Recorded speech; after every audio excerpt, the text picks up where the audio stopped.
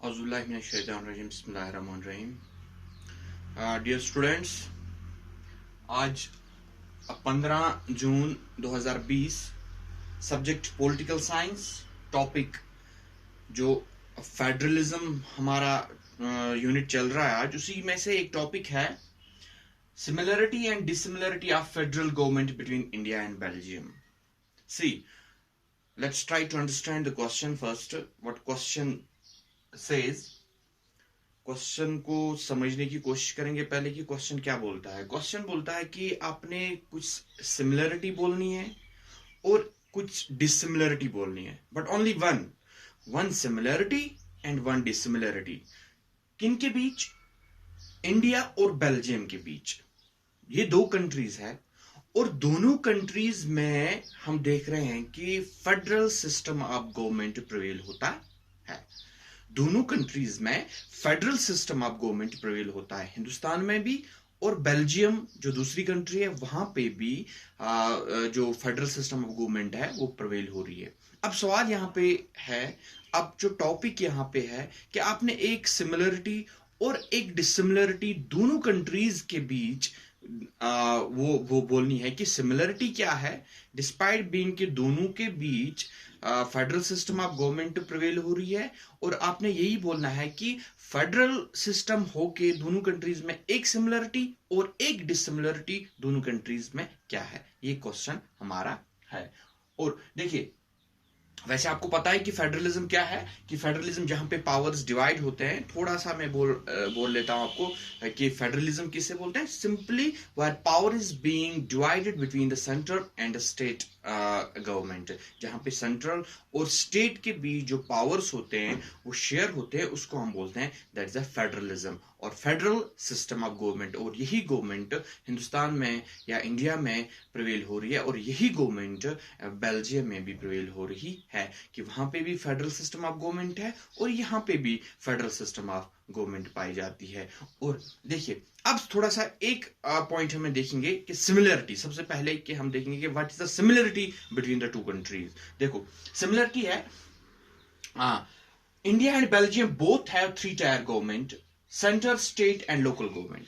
सी, first similarity में हम देख रहे हैं कि दोनों कंट्रीज में 3-tier ऑफ गवर्नमेंट प्रिवेल होती है। 3-tier, central, state and local government.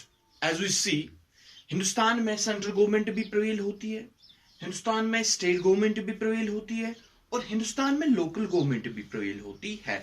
तो जहां पे ऐसी सिस्टम हो, ये सिमिलरिटी है। आई मीन से यह सिमिलरिटी है। अगर हम बेल्जियम की बात करें, बेल्जियम में भी यही तीनों गवर्नमेंट्स पाए जाते हैं, central government, state government and local government. ठीक है, this is the similarity. Central government as you know, और पावर भी आपको पता है कि सेंटर के पास ज्यादा होता है, स्टेट के पास थोड़ा सा उससे कम होता है, और लोकल गवर्नमेंट के पास उससे थोड़ा कम होता है। Same is the case with Belgium. अगर हम बेल्जियम की बात करें तो बेल्जियम में भी सेंटर के पास ज्यादा पावर्स होते हैं, स्टेट के पास थोड़ा सा कम पावर होते हैं, और लोकल गवर्नमेंट के पास उससे कम पावर होते हैं। मींस यहाँ पे सेंट्रल जो है ना, मैन पावर जो रिजाइड होता है वो सेंटर के पास होता है, और बाकी रेस्ट जो पावर्स है उसके कॉन्स्टिट्यूएंट यूनिट्स में डिवाइड होते हैं। And this constituent units we simply call that is state and its local government. तो ये है सिमिलरिटी कि दोनों countries, Belgium as well as Belgium and India में सिमिलरिटी ये है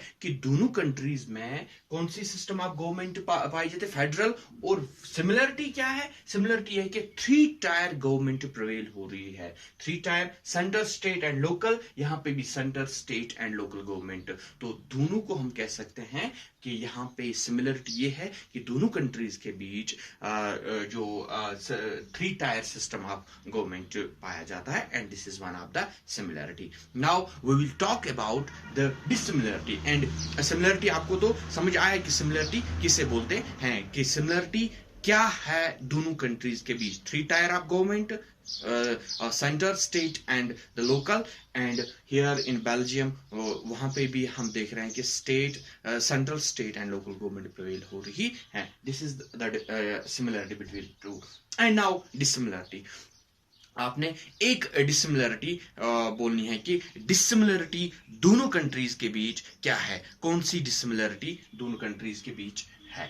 dissimilarity, unlike India, Belgium and community has a government which is has power regarding the culture, education and language related issues. देखो, अब dissimilarity ये है कि यहाँ पे दोनों में फर्क ये है कि यहाँ पे जो तीसरा फिरका है, जहां पे जो लोकल गवर्नमेंट है, हिंदुस्तान में इसको लोकल गवर्नमेंट बोलते हैं और यहां पे इसको कम्युनिटी गवर्नमेंट बोलते हैं. सी द डिफरेंस, नाम में डिफरेंस और काम में भी थोड़ा सा डिफरेंस है.